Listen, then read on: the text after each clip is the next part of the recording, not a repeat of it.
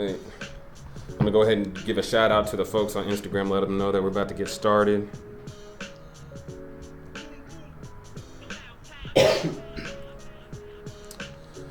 All right, hello Instagram. I got myself and Lonnie with me from Pinoy Arts. We're getting ready to start our live interview. If you guys want to come check us out on the YouTube page. That's Michael Chapman Jr. Just type that in the search bar and you can find us. We're going to get ready to talk everything e-commerce, jewelry, and I can already go through it.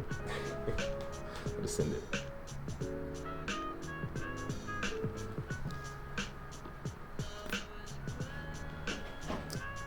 Alrighty.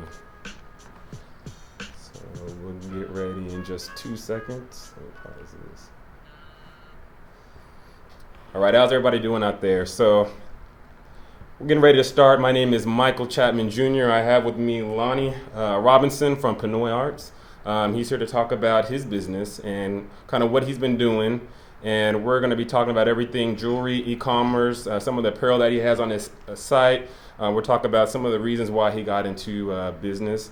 And if you guys have questions, feel free to type in the live chat there and let us know some of your questions, your thoughts.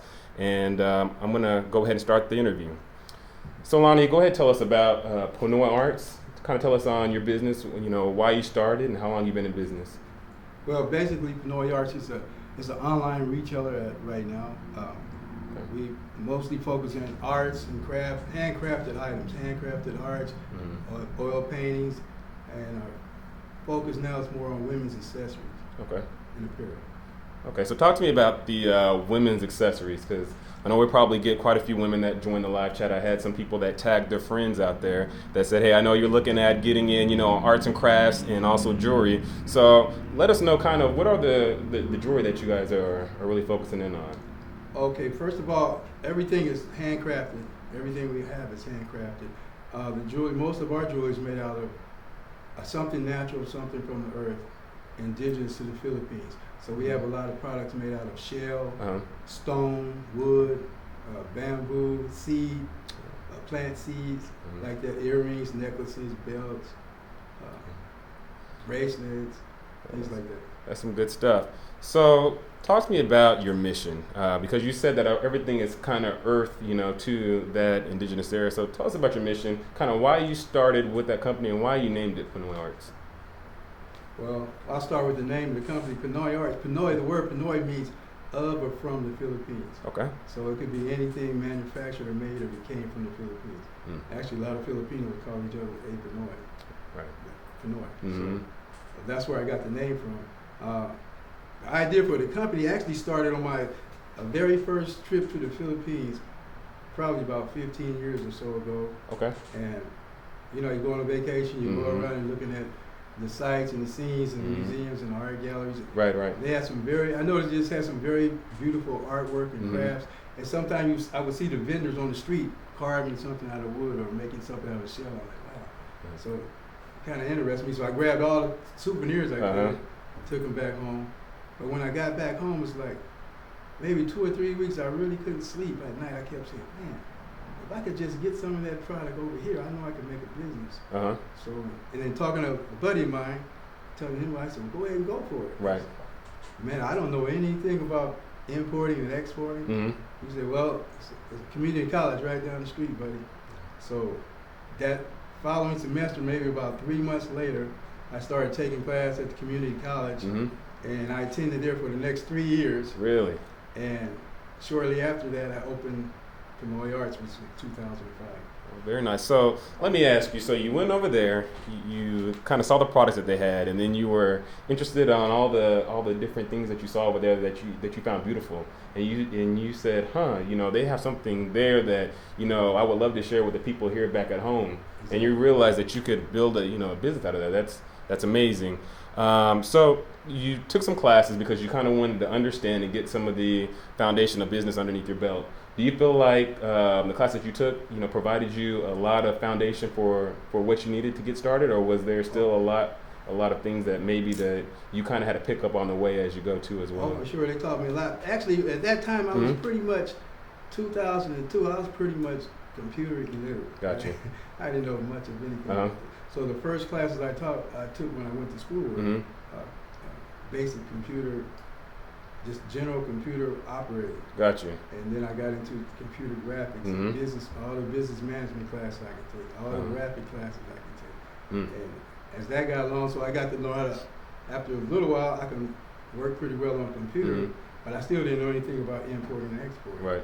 And so there, I found out about I found out about an organization called SCORE. Okay. Stands for the Service Corps of Retired Executives. Okay. What they do is a nationwide organization that retired business executives that offer free mentoring and services, any kind of help starting and growing a business. So I started taking their workshops and visiting there quite often.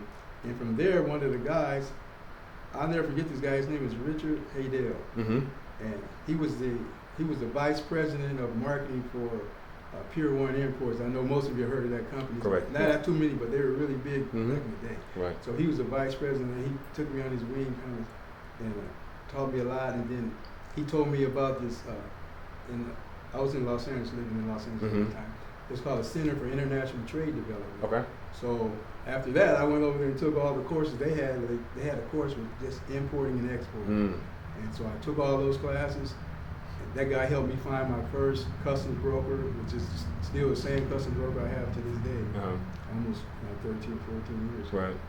And so that's kind of how it went from there. Yeah, and it probably takes some trust to end up getting the right broker, especially not knowing, who it is that you're going to deal with. So importing and exporting, that's a huge thing. And even finding, vendors for people out there that, may be using vendors to support your products, or depending on however you're getting it, being able to trust people, I think, is huge, especially in your business, right? Exactly. That's why I felt so comfortable working with a reference from Mr. Haydell, because he's been in the business forever. He works. His job is mentoring small business people, so when he's directing, I trusted him. Right. So that's interesting. So you didn't know much about computers and technology, right? So you took classes, you started back out in 2002. You worked your way up through finding mentorships, through going through courses, community colleges, and things that you can find online. And it's interesting that today you're doing an e-commerce based business, correct? Yes. So did you feel kind of scared at first taking that big jump to the e-commerce platform, or did you feel like maybe... Yeah, go ahead. For me, it all came together. Starting the business and e-commerce and all of that started together, because I knew it from the beginning. I didn't have a lot of money, so I didn't have money to open up a big store somewhere and have a big warehouse, and so that cost a lot of money. But I knew you could put a website up for a relatively small amount of money. And then besides that, if I had a brick and mortar store, I could only reach the people in my general neighborhood or city. With the internet, that's the World Wide Web. Figured that was my only option at that time. Yeah, and it's a blessing to see what companies like Amazon and Shopify's and how they've really changed the marketplace and how people can exchange goods and services through the online platform.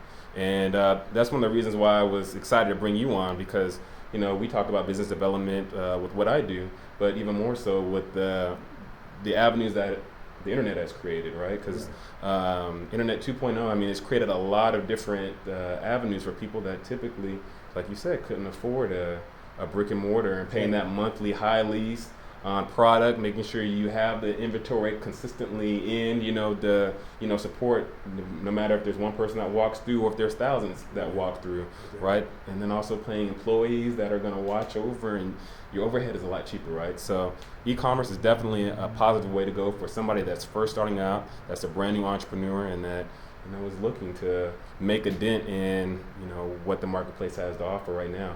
So talk to me about your first time when you went over there and you decided, hey, I want to get this product or that product. How did you decide what you wanted to bring in and what you might believe people would be interested in purchasing? At the very beginning, I was interested in arts and crafts. So a lot of all my products from the beginning were arts and craft, paintings, wood carvings made out of stone. And so again, back to SCORE and Mr. Haydell, he helped me research and find out about going to trade shows. So then I found that they had this big trade show, biannual trade show in the Philippines, Manila Fame International Trade Show. So I started going there. at that time when you go to the trade show, now you're going to be in a big old convention center, and you're going to have 300 or 400 or 500 vendors or people who make all kind of products, the products you're looking for. Right. For sure. Mm-hmm. Whether it be arts and crafts or jewelry or whatever. Mm-hmm. You have them all in one place. Right. So that's why I started going to the trade shows from the beginning. Okay, I see. So very good. So let's talk a little bit about suppliers as well. Do you feel like in your business, is it hard to find the right supplier? Or is it one of those where you just trial and error and see how that goes? Or what is your take on that? Well, it's a little bit of both, because some can be recommended from somebody you know, but that might just be their friend, so you might have a problem down the line. So pretty much it's kind of trial and error, but if somebody becomes highly recommended, I lend them more faith. Mm-hmm.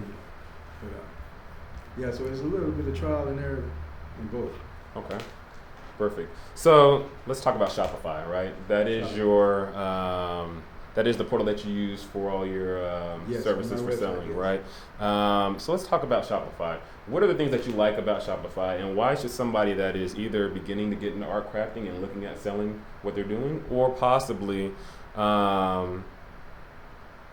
they have a nice little inventory and maybe they want to set up shop on online? Why would you prefer Shopify maybe over like Amazon or any other e-commerce platform? Well, I studied a lot of e-commerce platforms. To me, Shopify seemed the most business friendly, or should I say small business friendly. Mm-hmm. It was easy to set up, it's relatively inexpensive, and they have lots of great added features. It's great. They help you a lot. I like it. I really like it. Okay. Got you. And so what is it? Is it a premium base, I believe was what their service is, right? Right. And so I guess they have a free function that you can try out, and then afterwards to get more of their add-ons, things like that, then you go for the premium route. Is that correct? Yeah, I think it's something like a 14-day free trial, mm-hmm. and then after that you start paying. But they have several different plans that you can. Some very, very inexpensive. Very inexpensive, but it's a lot cheaper than going through your standard brick and mortar, right? So yeah, if you took your most expensive platform, it's 10 times cheaper. 10 times cheaper. Store, yeah. And this is a little bit off topic, in a sense, but it's interesting that we look at today, and if you study the news at all, you see that a lot of your companies out there that have been doing business from a retail perspective for a long time, we've seen that a lot of these businesses are going out of business, right? Yes. I mean, just recently, Toys R Us had, proclaimed that they were filing a bankruptcy. So, do you feel from somebody that is part of a retail business, do you feel like maybe even these brick and mortar stores that people are purchasing, do you think that maybe they are overpriced or overvalued at this point in time with places like Amazon and Shopify that allow for product placement? I couldn't answer that for sure. Mm-hmm. I couldn't really say on that. I couldn't really answer that question. Mm-hmm. But I think it's just more value in going online. Although it's very rare that you find even a brick and mortar store these days mm-hmm. that doesn't have a website. Correct. For sure they mm-hmm. almost have to have a website. Right. Yeah, that is definitely true. So let's talk about long term for you. Do you plan on ever having a physical store location, or do you want to keep yours all e-commerce? How do you feel, let's say, going a year from now or 5 years from now? Well, in 5 years from now, before 5 years from now, I should have my wholesale part of the business up and rolling. So in that case, I would need more like warehouse space than any other than a brick and mortar. I'd probably never have a brick and mortar store, but we would be selling to brick and mortar stores. Okay. Or if somebody might have an e-commerce store, they can still buy wholesale and resell it. Gotcha. So that's the path that you want to be, is the wholesaler. So you want to be the distributor behind the scenes, or how do you see yourself? Let's say a year from now. What does Pinoy Arts look like from a year from now? A year from now, we're just going to be selling internationally, because right now we're not, but within the next few months after 2018, we'll be selling and shipping internationally next year, and then continue to scale from there. Okay. And then let's say 5 years, because we said we're going to scale from there. So what does 5 years look like? 5 years. If you could project that on the wall and there was darts you can throw, what would you say? 5 years, this is where I see my company at. 5 years, I plan on having more of a full-scale wholesale operation going. I plan on having a co-work facility built in the Philippines where my artists and craftsmen can go to one facility and making our product in a state-of-the-art facility with the best tools and environment they can work in, and they can all come. So I can they can make even a better product. They make a great product right now, but if I could help them make it even better, that's my goal. So we're looking at, and that sounds wonderful. So we're all looking at your paintings that you have on your website. Can you talk to us a little bit about the paintings that you have here? Or now, are these paintings that people did there on the island? Yes. And what was kind of your thought process on the ones that you selected, and why you decided to bring them in as a product? Well, like I said from the beginning, our main focus was art. So we had oil work and acrylic paintings and wood carvings. It was all basically art. We just got into the accessories like maybe the last 5 years, women's accessories. So since then it was art, and all of our paintings are painted by Philippine artists. All of them are Philippine artists. Many of them are like Philippine heritage paintings. So a person from the Philippines will relate to most of these more than anyone else. I see. These are some beautiful paintings that you have on there. Yeah. So you said they're acrylic oil paintings. Acrylic and oil. Yeah. Acrylic and oil paintings. Yeah, these are very beautiful paintings that you have on there. Now, were there certain ones that just caught your eyes and you said, you know what, I gotta have those, or how did you decipher kind of what ones you felt? Well, yeah, some that caught my eyes, some that when I got to meet the artists, they would kind of tell me what people would like more. Okay. Because a lot of these, because there's a lot of Filipinos that overseas workers, they're over here, they're a long way from home, and they want something. They might want a piece of art, something to put on the wall, or a gift for a parent, or Christmas that would remind somebody of back home. I see. So these are the Philippine heritage pieces they might like. Okay, yeah, these are some beautiful pieces. Let's talk a little bit more about the business development aspect. So, do you feel like this is an easy journey, or do you feel like this is a hard journey that takes a lot of work? How has this entrepreneurship journey been for you? Yeah, it's been not easy. Not easy. Not terribly hard, but it's definitely not easy. It's a lot of work. So what is the aspect of it that makes you feel like it is that makes it hard? That maybe it's not the easy picture that people paint on, like Facebook and Instagram. People just say all you got to do is grind and hustle and you'll make it happen, right? What do you feel is the hardest aspect of being an entrepreneur to yourself? The hardest aspect of it is being focused and staying dedicated to the mission. Right. Being focused and staying dedicated to the mission, because it's so easy. So many things going on in your life. It's so easy to get sidetracked, and then you can be off the track. That is true. Would you agree that persistency is key with business? Absolutely. Yeah. It's quite interesting, and even with my own story, you think that, okay, well, I'm going to start a business and, everything's going to open up, the paths are going to pave itself for you. You realize, hey, wait a minute, I started a business and now I got to do something. I can't just sit back and hope just because I got a sign that says, Pinoy Arts, that it's all going to happen. You got to actually do something, right? So I want to kind of transition into marketing a little bit, because just recently I was talking with a gentleman and he said, you know what, I don't believe in marketing. I believe that marketing is dead. And I think that as a business owner, especially one that focuses on e-commerce, it's almost as if you don't have marketing, you really don't have a business. Would you agree? If you don't have marketing. You don't have marketing, you don't have any kind of business, whether it's a brick and mortar or e-commerce, or you don't. And I once had a sign, and marketing is just like a sign. I once had a sign on my door that says, a business with no sign is a sign of no business. And that's very, very true. Right. Without marketing, that's putting your sign up and you're saying, hey, we're open and here we are. And without doing that, you won't have a business. That is definitely true. And, just to break down marketing and advertisement for some of you guys that are new out there, basically all that is just the exchange of attention, right? Whether it is through Facebook, through Instagram, through even through television medium, you're paying for the attention that is already there, but to place your product in there, and that's invaluable. Because that's the only way people are going to know who you are, know where to find you. And if all you're doing is sitting in a building, how's anybody going to hear about your product, right? So for you, are there any mediums out there that people can find you that you're currently marketing on right now? Well, yeah, we use Facebook is one big one. We use. Besides, we're just getting rolling again this year. Mm-hmm. So Facebook is a big one. Email marketing, of course. Mm-hmm. We have to use social media. There's so many different, many outlets, and you have to choose. I mean, this is several few big ones, but you can't make it without social media, I think, these days. Definitely. What do you think about television marketing?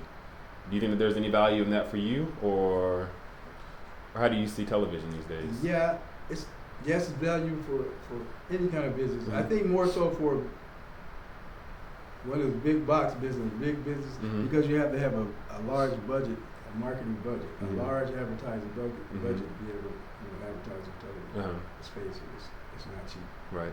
It's not. And one of the things about marketing is there has to be some consistency, right? It's not just run an ad once and then you believe that everything's going to come in, but it's the constant placing yourself out there. And it's the same reason why you have your Coca-Colas, your Pepsis, your Kleenexes, all those companies that are Fortune 500 companies that consistently push their brand, because they know that even though people know the relevancy, they're just scared that somebody else is going to take that space, right? And so no matter whether you're doing it on Facebook, which is very underpriced right now, or Instagram, which is very, very underpriced, they're talking about 8 to 10 cents a click, that's definitely a viable medium for somebody that's starting out. And I think that if you guys out there that are considering marketing, definitely go that route for you. Not saying that it's always going to give you results every single time, but consistency, right? And we talked about persistency earlier as well. You got to be persistent on those things. So let's get into how you plan on pushing out product. So people come to your website, they order, right? Are you running any promos on there to entice people to purchase things, like maybe no shipping or buy one get one free? What is your method of trying to increase that engagement? Well, since the beginning, we offer free shipping. Every item in our store comes with free shipping. Okay. So that's an added bonus to our customers. Uh-huh. And then we time to time we do run specials and discounts. Okay. Like we have one now. You go to the website and you sign up. You mm-hmm. click and you like our Facebook page. You can take 10% off your first order. All right, you guys heard that. So if you guys go on this Facebook page, and I believe that's Pinoy Arts 1 at Pinoy Arts 1 on this Facebook page, if they register and like your page, they get 10% off, right? Well, actually, you have to go to the website. Okay, go to the website first. PinoyArts.com. Okay, and then from there, you click on that, and then you'll get 10% off your first order. Okay, gotcha. You'll be actually liking my Facebook page. Oh, when you click on there, so that's perfect. Right. So they don't have to do all the extra traveling, back and forth. They click right there, and immediately, I guess, in the shop cart, it shows that discount on there for them. Exactly. Perfect. Okay, gotcha. So I want to hit back on your mission, because I don't know if we actually said that clearly, but we know that everything is indigenous to the Philippines. But what is your ultimate goal? What is your mission for what it is that you're doing? Well, for me, Pinoy Arts is all about women. Okay. All about women. I have two sisters that I see them struggle a lot, through the years growing, mm-hmm. especially at their adult years. We were okay at home, but I've seen a lot, and traveling around the world, you see a lot of the women just seem like they didn't have a fair shake, and I don't think they probably don't here in the United States also. Uh-huh. But so I decided to make my mission. And for Pinoy Arts, we're doing everything we can to uplift, to inspire, uh-huh. to educate women, however we can, whether it be beautifying them, uh-huh. whether it be physically or mm-hmm. mentally or emotionally. We do everything we can to lift up a female. So mm-hmm. in that order, we, like my suppliers, most mm-hmm. of my artists, we try to keep over 60% of our artists are made by women. Okay. Our product is made by women. Mm-hmm. And that's about it. So through our social media content, mm-hmm. we always try to provide something that's encouraging, something that's educational, something that's uplifting for all my sisters out there. Uh-huh. for all of y'all. Yeah, that's number one thing. That's the number one thing. Perfect. So, is there anything else about Pinoy Arts that maybe we didn't discuss, or maybe anything else out there from what your goals are for this company that you haven't yet told us, or you want to reiterate to the people out there? Well, some people might ask me about what's the difference between my products and the products from my competitors. Mm-hmm. And it might sound crazy, but sometimes I feel like I don't have any competitors. That sounds crazy, right? Mm-hmm. But to me, because my product is handcrafted. Uh-huh. So I try to bring a product that's not only beautiful, that it adds value to the person, to the lady who's wearing it. Okay. Because I want to make her feel good about what she's wearing, feel good about what she's buying. So if she knows she's buying something that's handcrafted, she knows she's buying something that's made with love, something that came from the Mother Earth, she can feel good about it. Mm-hmm. She can feel good. And then besides the products that we have, like I said, through our social media content, we're always trying to provide something that's encouraging, something that's uplifting to women, all the women in the world. And that's what we're about. Women. That's what we're about. Yeah, that's a good deal. And I bet your lady at home is also cheesing with hearing you say that. Yes. So that's definitely good, and we definitely want to uplift and keep our women in high regards. All right. So I don't see that we have any questions from the chat here. So definitely, it's been a pleasure talking with you. Thank you for sharing your business, allowing us to peep in on what Pinoy Arts is doing.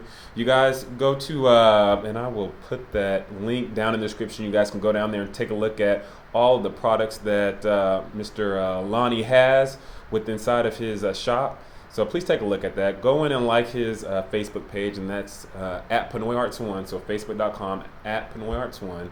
And then his Shopify is Pinoy Arts /com.myshopify.com, and we'll also have a link down there in the descriptions where you guys can take a look at all his products, look at his about us, to go over his mission statement again, to look at all his jewelry, all his apparel that he has out there, and yeah, definitely check that out. On another note too, for everything business development, please take a look at reinvision.com. That's a startup that we're working through to help people, inspire people to become entrepreneurs. For everything media related, if you're wanting to understand marketing and how to do that, and even want to go through our free analysis, we'll do that for you. So just send me an email and we'll take care of that. But once again, please check out PinoyArts.com. Make sure you like his Facebook page and get that 10% discount, right? 10% discount. 10% discount. Go to his Facebook page, share, like, show Lonnie some love. Remember, he's empowering women, and I want to empower all you guys out there that are aspiring entrepreneurs, that are maybe looking and thinking maybe that you can't do it. All it takes is to get started. If in 2002 he can go take community classes, go find some mentors, understand what that is to even make an e-commerce site, I believe you all can do it too. You can do it too. There you go. So you've heard it from him. You heard it from Lonnie himself. So you guys have a good one. Thank you for joining in. Thank you.